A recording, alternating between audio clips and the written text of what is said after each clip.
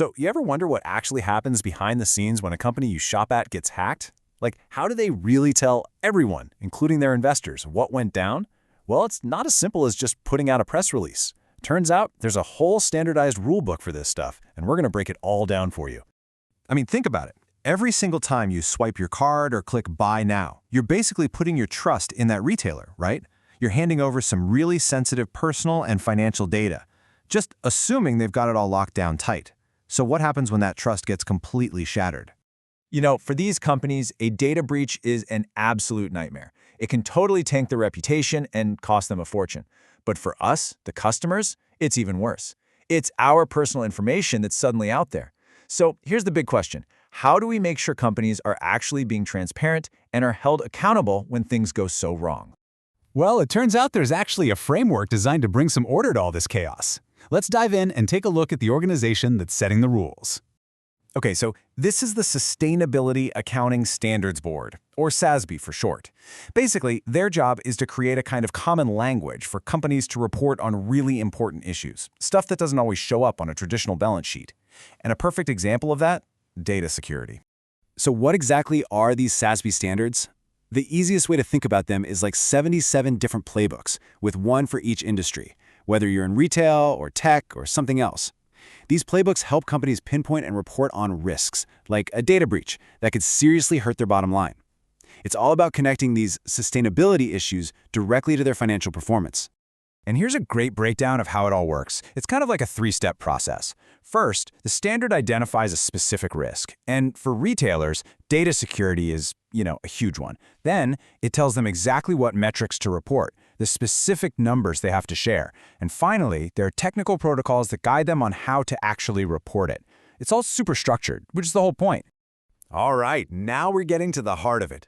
What are the specific, cold, hard numbers that companies have to report when they've been breached? Let's get into it. First up, the most direct one, the total number of data breaches. That's it. No hiding, no fuzzy language, just the raw number. Plain and simple. Next, they have to report a really crucial detail. What percentage of those breaches actually involved personal data? This is the number that tells us, you and me, how many of these incidents put our own information directly on the line. And last but not least, the human scale. They have to report the total number of individual customers who are affected. This is the number that really shows you the true magnitude of the breach and its impact on actual individuals. We're not just talking about data points here. We're talking about real people. But wait, it doesn't just stop at reporting the damage. The standard also requires companies to explain what they did about it. They have to lay out all the corrective actions they took, whether that means new technology, updated processes, or better employee training.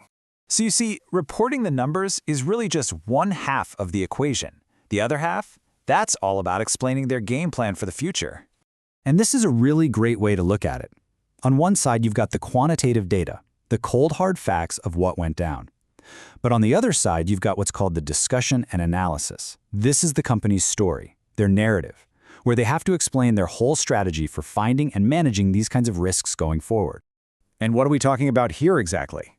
Well, the standard defines data security risk super broadly. It's not just about hackers grabbing credit card numbers. It's pretty much any event that could mess up their operations, damage the reputation, or harm people by letting their information get out. Now, to prove they're actually serious about this, companies can't just make stuff up. They're encouraged to align their security strategy with big, globally recognized frameworks, like the ISO standards or the Nist cybersecurity framework. When they do that, it shows investors and the public that their approach isn't just homegrown. It's based on expert, established best practices. Okay, so we've got the numbers, we've got the story, and we've got these official frameworks. But what's the bottom line? Why does having a standardized reporting system like this actually matter in the real world? This quote from the standard itself pretty much says it all. In the world we live in today, how a company handles data security is directly tied to its success. We, as customers, are way more aware than we used to be. And a company's reputation for cybersecurity, that can literally be the deciding factor in where we choose to spend our hard-earned money. At the end of the day, this whole system creates a kind of positive feedback loop. We, the consumers, get way more transparency. Investors can do a much better job of judging a company's risk. And all of that puts some healthy pressure on companies to actually improve their security. That protects their brand, it reduces their financial risks. Really, everybody wins. So all this brings us to one final, really important question. Look, these standards are a massive step in the right direction. But as our data becomes more and more valuable, what's next? I mean, where do we go from here? What do you think the future of corporate transparency ought to look like?